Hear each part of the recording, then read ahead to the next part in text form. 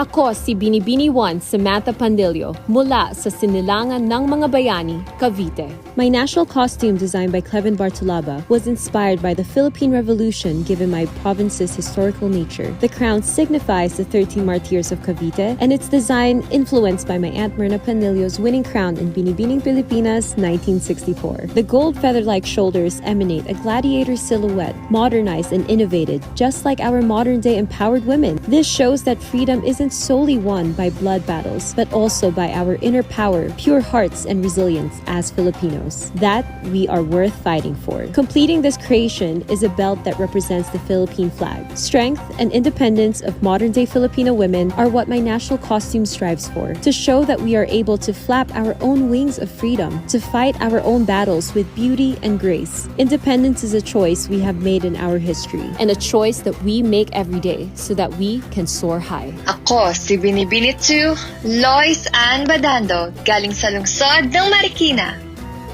Kolibang Bang. This design was inspired by 1900s photos of the indigenous tribes in northern Luzon. It showcases the vibrant and wealthy tradition of the tribes when it comes to clothing. The indigenous tribes in northern Luzon have maintained their distinctive culture, including their traditional clothes lavishly adorned with precious beads and stones. To promote patriotism and support craftsmanship and intricacy with their indigenous fabrics, the designer used blue, red, and yellow shades, which can also be seen in the Philippine flag. The fabric was meticulously weaved in Baguio City and made by Easter Weaving Room with a design of Kolibang Bang, a term coined in northern Luzon which means butterfly. Claro and Recto had once wisely observed that a people was set apart by its common experiences. A Filipino had no identity without its people's history. The costume depicts and is inspired by the image of the child Jesus Santo Niño. Santo Niño de Tondo Parish lies at the very heart of Tondo, Manila, which has been a significant part of the Philippine history for centennia of generations. The church is one of the earliest churches established by the Spanish friars in Luzon, and the image is believed to be the second oldest venerated image of the child Jesus in the Philippines, a significant symbolism of Filipinos embracing the Catholic faith.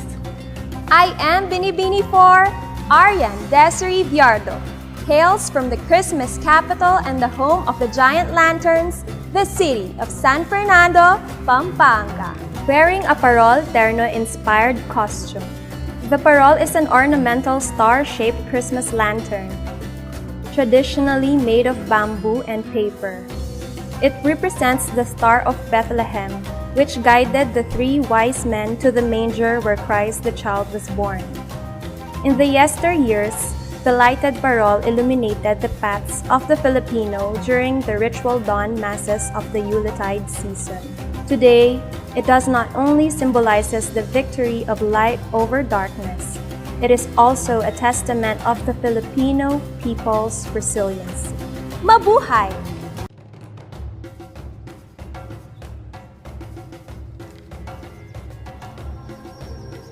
Ako si Binibini 5, Princess Kian Esmela Guanzon, galing sa Occidental, Mindoro.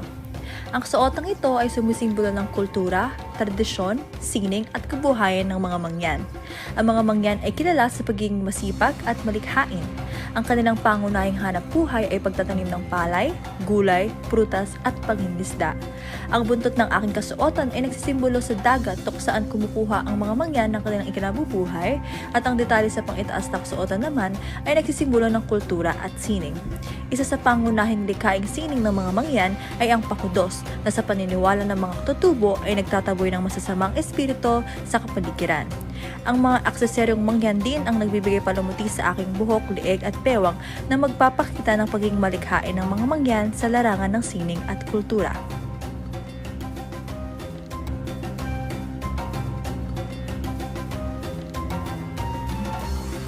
Ako si Shannon Jumail Tampon mula sa Caloocan.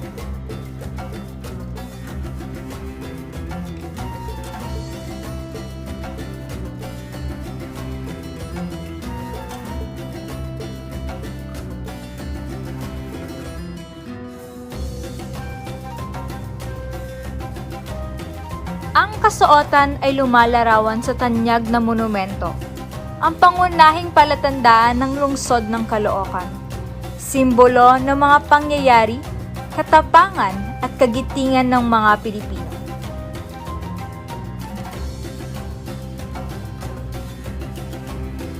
Ang modernong kasuotan ng Lakambini ng Caloocan ay hango sa kasuotan ni Andres Bonifacio, na hawak ang tabak at bandila ng katipunero.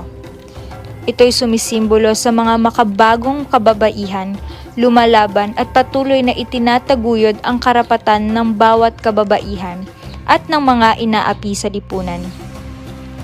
Isang adhikain na mula noon hanggang ngayon ay patuloy na isinusulong upang manatili ang pagkakapantay-pantay ng karapatan ng bawat mamamayang Pilipino.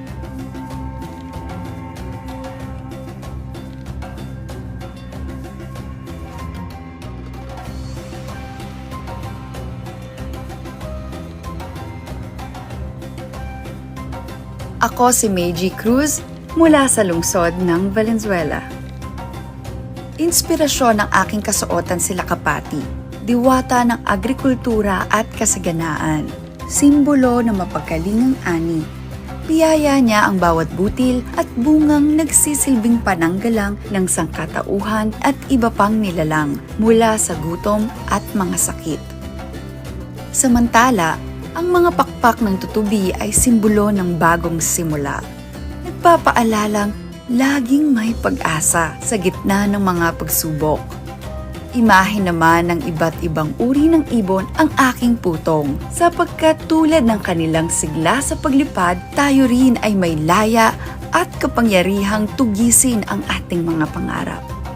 Tiyaga at pangangalaga, iyan ang kinakatawan ng aking mga kumikinang na dambuhalang kuko.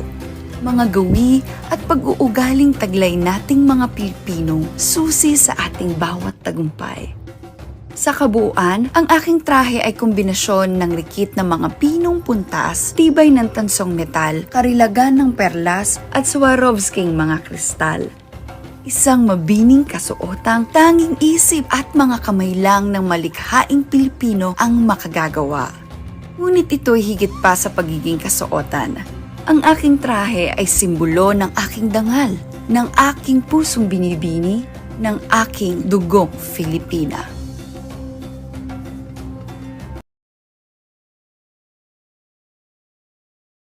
The land of thousand colors. Quezon Province is known for its quaint towns and serene nature views. Not only are we proud of the rich coconut plantations in the province, but we also want to highlight the native dance that is truly Quezonian, the Jota Gumaqueña. Quezon is also famed for the celebration of the Philippines' most colorful harvest festival, Pahiyas. When one hears Pahiyas, keeping immediately comes to mind. It is a reflection of our farmers' gratitude for a very bountiful harvest. Kaya, tara na sa napakamakulay na lalawigan ng Quezon.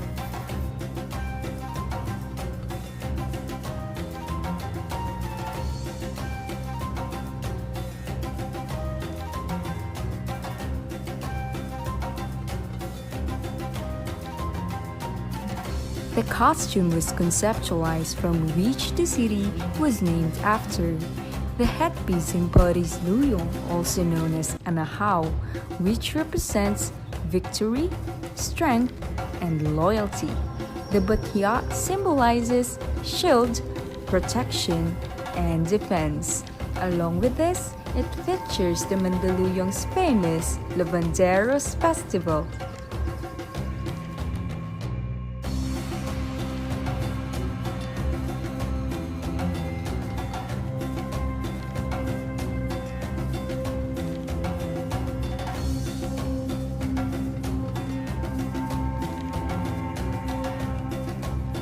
Ako si Binibini 10, Maureen Monteng, galing sa Padre Garcia, Batangas. My national costume is a reflection of history, culture, and the resources that has made Batangas an economic power, evidenced by the Kalatagan pot, Batangas antedates the Hispanic influence as it has already thrived as small lacanantes scattered in its plains and high grounds. Long before the Spanish colonization, these lacanantes were already producing their own food like rice and coconuts. This costume strives to incorporate these historical and cultural dimensions into a stunning masterpiece, a fashion statement that tells the past, present, and future of the beautiful province. Batangas stands resilient, having experienced both volcanic eruption and the pandemic.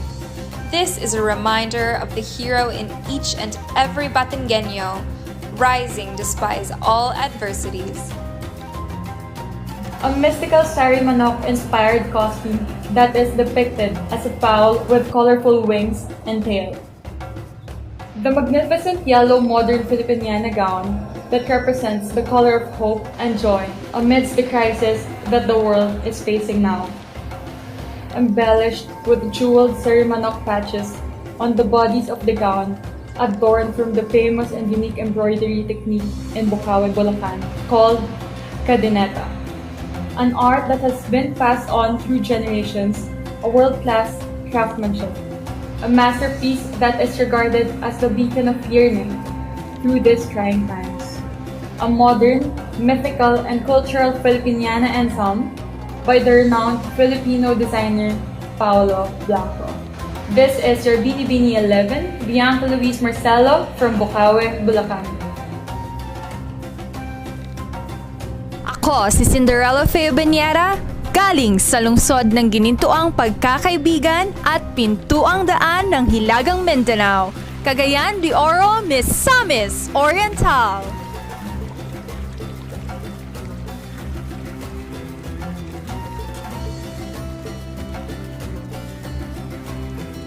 Legend has it that Cagayan de Oro is resting on the back of a giant goldfish.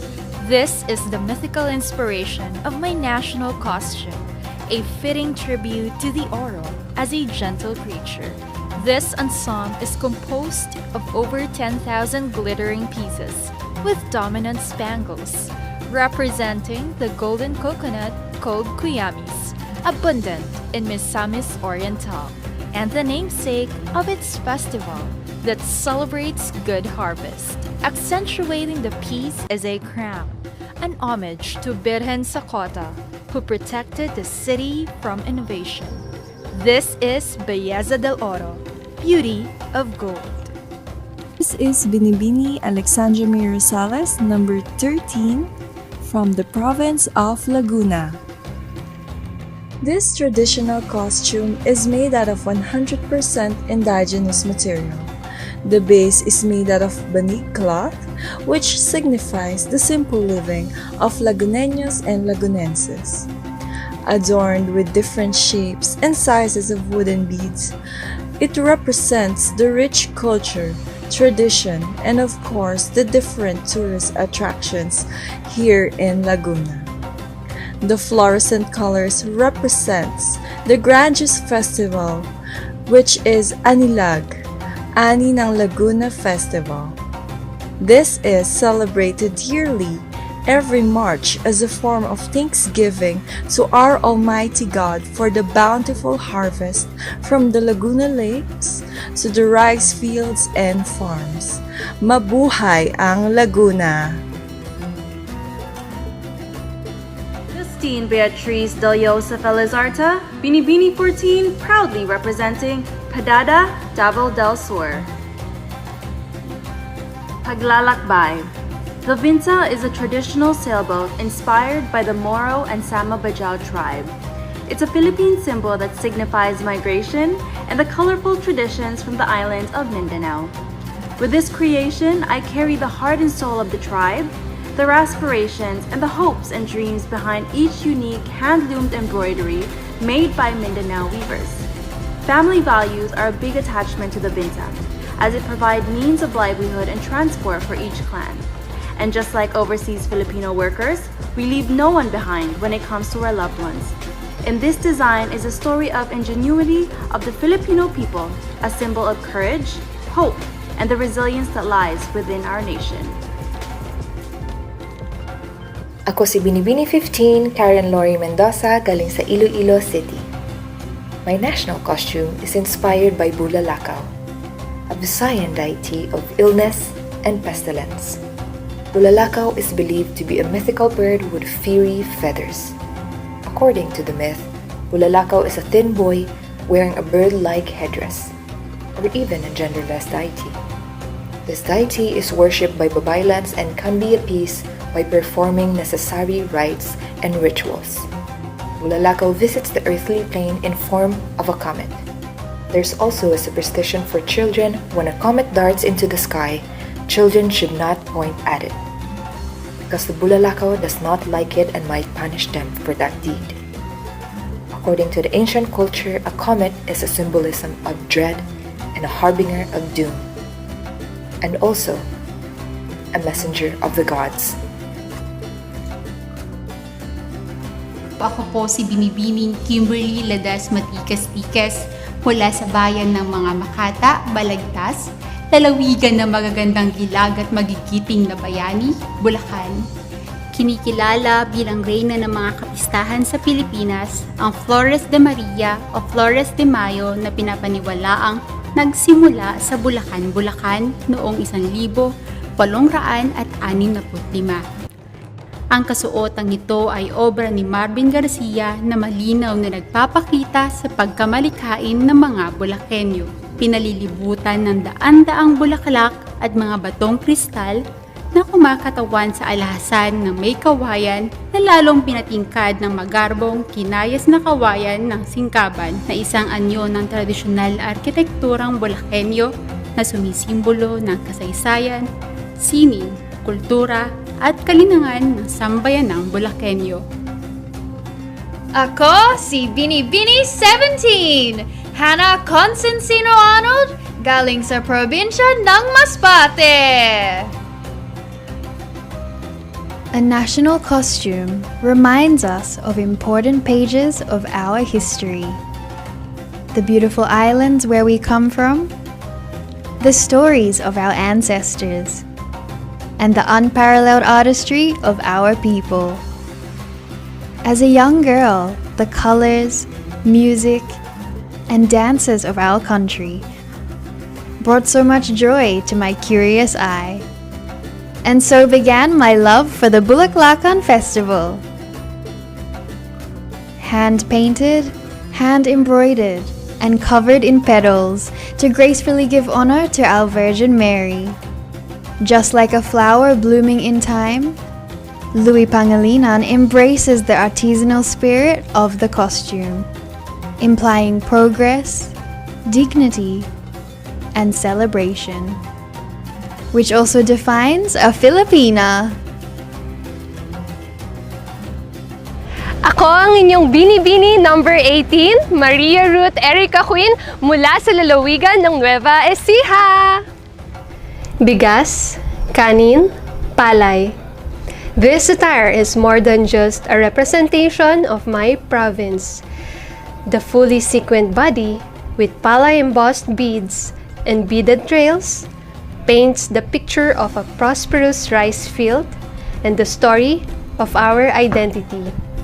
From the farmers who till the land, to the workers who reap the fields, to the people who prepare our meals. Palay is more than just a crop. This is the identity of the Philippines. It represents hardship during planting and tranquility during harvest. It represents life, passion, dedication, and the strong Filipino spirit of never-ending determination. Ako si Binibini 19, Gabriel Basiano, galing sa Burangan City, Eastern Samar. My costume is called the Golden Kalesa. Kalesa is believed to be the first introduced to the Philippines by Spain during the 18th century. It has served as a deluxe mode of transportation that only the rich and high-ranking officials can afford. It used to be Philippines' king of the road, long before the jeepneys arrived. This golden kalesa represents the shades of my hometown, Borongan City, Eastern Samar. I am wearing a mesh bodysuit that is embellished with thousands of golden Swarovski crystals. The carriage is adorned by hand-woven mat and most commonly known as banig, one of the major products of my province.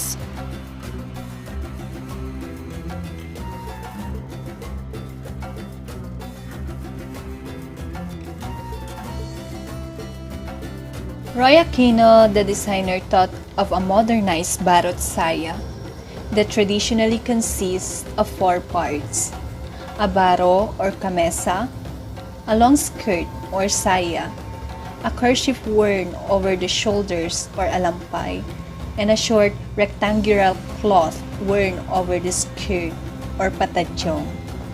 And this is inspired by the gown of Doña Trinidad Rojas, former First Lady when she was a Carnival Queen of the Philippines, Carnival of 1920. And the town of Rojas, Isabela was the first town named in honor of President Manuel Rojas.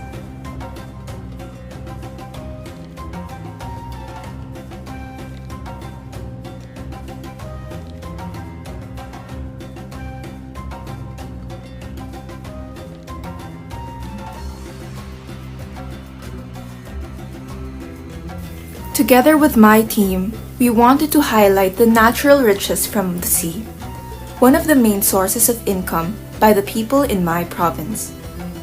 The ocean is an important part of La Union, as we're known to be the surfing capital of the north.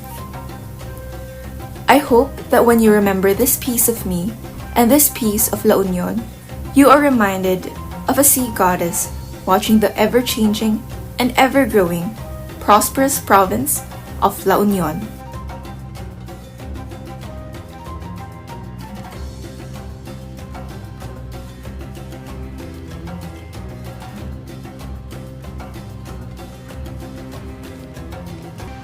Ako si Binibini 22, Shari Nagyao, nagmula sa progresibong lalawigan ng Pampanga.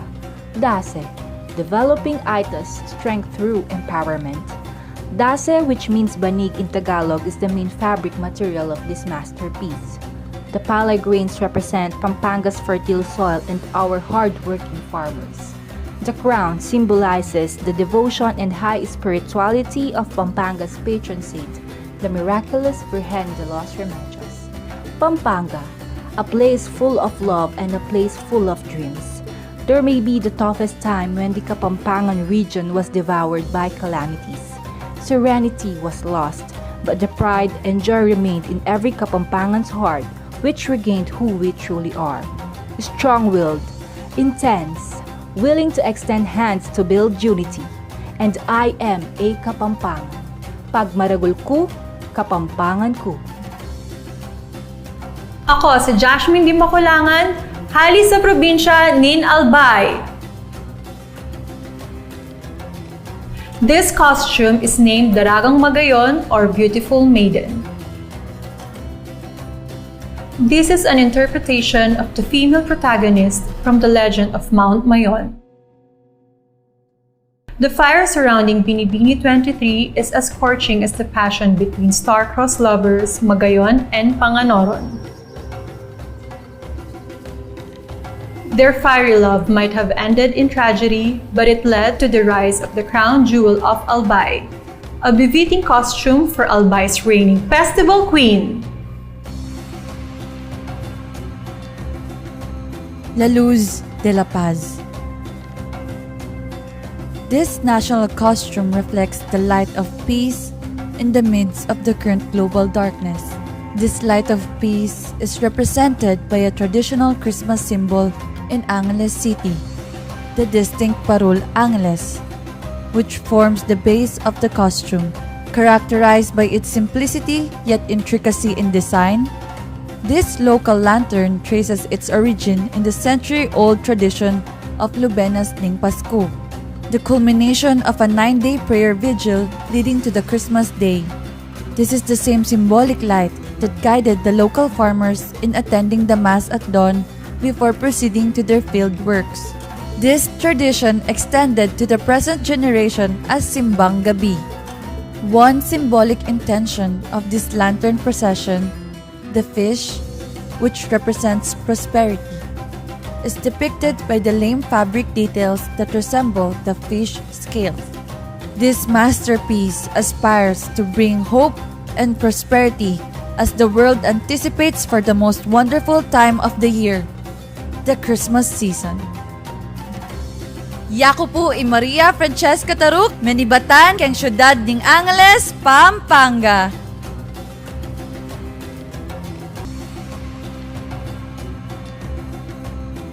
This is a depiction of the traditional Maria Clara dress inspired from the Gigantes Festival of Angono, Rizal. It is celebrated every fourth week of November, where giant papier-mâché or gigantes are paraded on the streets.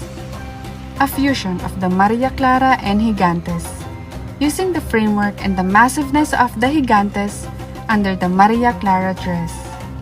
The fabric is an interpretation of our piña fabric, highlighting its fibrous characteristic. Turning around, the Maria Clara is transformed into the colorful gigantes adorned with playful lights, giving it a festive vibe.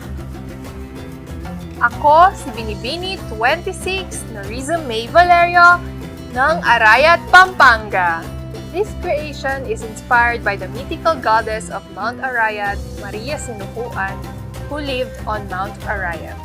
She is also dubbed as the sacred protector of the mountain and the animals that surround it.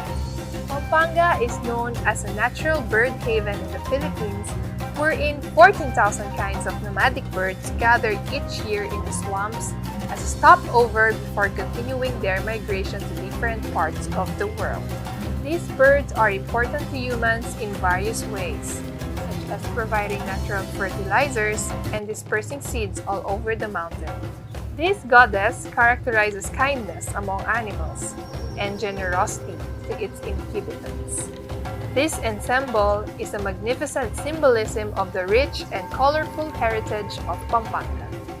I am a female centurion, demonstrating heroic qualities of a Filipino, bravely leading our century. Depicted by Roman costumes, tunics, and vivid metallic embellishments that have been crafted by local artisans and wood carvers of Paete, Laguna. This reclaimed and recycled warrior ensemble symbolizes women's ability to exhibit our courage and stand up for our rights and core feminine values. Possessing as much strength, determination, and fortitude as any man, I am willing to take up arms and fight for a cause with relentless perseverance. Ako si Binibini 27, Rochelle Liman, mula sa Oriental, Mindoro.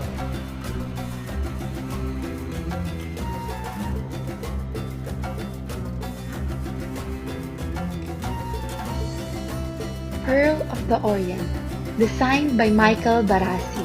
Cerulean is the water that drapes the archipelagic province of Romblon, and this deep sky blue hue hides within its chest pearls, pure, incorruptible, and wise as the queen who wears this attire. Miss Romblon wears the color of the waters that surround the province of Romblon. The stretches of white sand beaches, which are arguably one of the best in the world. Adorned with pearls from her head to toe, she flaunts the serene beauty of these jewels of the seas and the elegance they signify. Above her head is the oyster shell that hides this lustrous gem, representing the hidden wisdom cultivated through years of toil, pressure, and hard work. One Miss Romblon wears loud and proud. It is always a marvel looking at pearls nurtured, cherished by the deep sea waters, as stunning as this empowered Romblomanon is.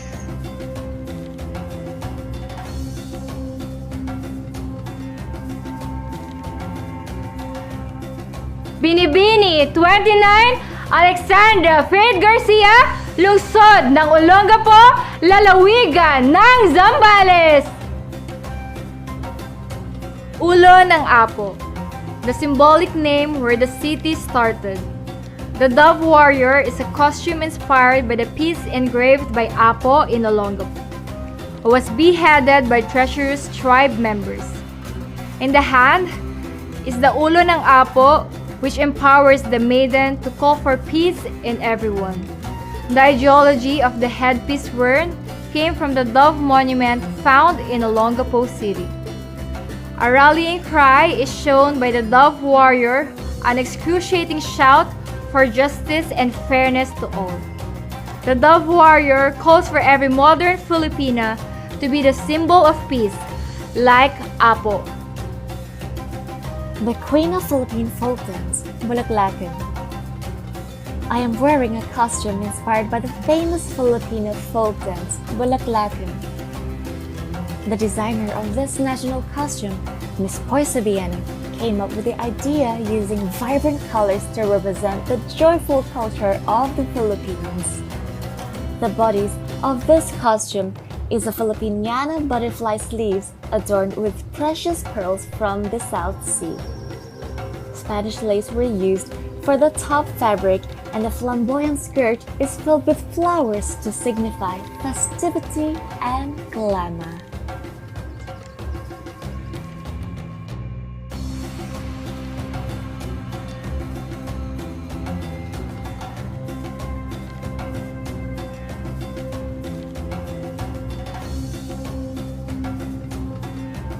My national costume is called Mary Love.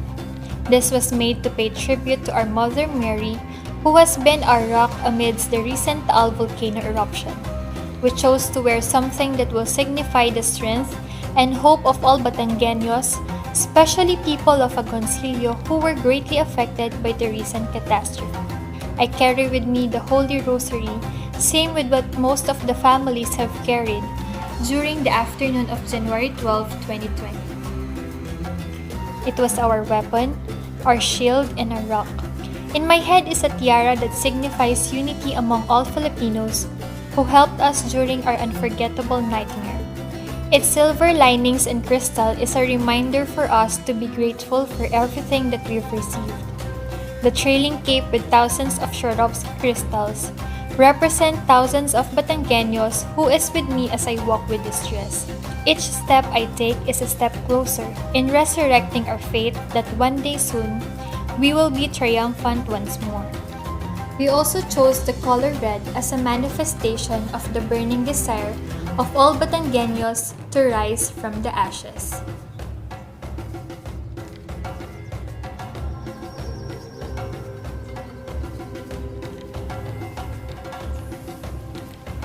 Ako si Binibini 32, Leslie Ann Ingles Ticaro, galing sa lungsod ng Tagum. Waling-waling, soon by impeccable skills to be worn by Binibini, showcasing the culture and fashion of Mindanao, celebrating the beauty of the Philippine flora, representing the grace, strength, and essence of a Filipina. This couture creation is proudly made by a Mindanaoan couturier and beadmaster, Mark Joseph Sayed, to exemplify that the Filipina beauty is more than what meets the eye. Filipina beauty has become transformative, that it has broken stereotypes and beauty standards, and that Filipina beauty mirrors culture, experience, substance, authenticity, and life. A binibini is a waling-waling, highly coveted, majestic, and one of a kind. Ako si Binibini 33, Bellatrix Stan, galing sa Zamboanga City. Subang, full moon worship of the Subanans. A creation that mirrors the rich culture of the first inhabitants of the Zamboanga Peninsula. Princess Nayak, a royal princess of the tribe Subanan, the daughter of Subanan King, King Timway Saragan. She is a reformed royal princess who travels regularly from one location to another to clear more forest fields. She is destined to be a fierce warrior princess who will be the strongest and most powerful Subanan tribesman. Traditional wear consisted of upper and lower garments with headdress and other accessories. the tight-fitting garment that was generally black made that symbolizes of the night as a time of worship of the tribe. This confirms that the belief of the black garment can shield them against eclipse. This attire in full regalia consisting of sub, upper, magpandyo, headdress, gilang, bracelet, singil, anklet. Aside from the pious signification of the black garment, it was practical on the part of the Subanans the use of gold details, as an expression of the tribe's beliefs in supernatural entities, and the red as a sign of blood for the defense of the tribe's ancestral domain. Sultan Kudarat Princess. Since time immemorial, brass body ornaments have been seen as symbol of status, especially in the southern Philippines. They signify the preservation of cultural values and immortality of royal beauty. Each style pattern epitomizes hard work and skills of the artisans. Sultan Kudarat, a Muslim ruler who reigned and asserted his leadership in the entire Sultanate of Maguindanao, was a paragon of a real warrior. It is only fitting that he will serve as the inspiration of this masterpiece. The details and patterns were hand-beaded and individually attached to the fabric to commemorate the journey and sacrifices of Sultan Kudarat before he became a revered hero of our country. Inal fabric, which is known to be worn by royal families and community leaders, is the main material used to complement the whole look of this national costume. Ethnic patterns and gold brass amulets and neckpiece believed to be the symbol of power and sovereignty, which is still worn by the people of Sultan Kudarat. This masterpiece is a manifestation of modern interpretation of ultimate ruler and none other than the women of today embracing their talent and purpose to bring equality and fairness. The one who will wear the costume will surely exhibit a character of physical resilience, mental toughness, emotional stability, and spiritual fortitude.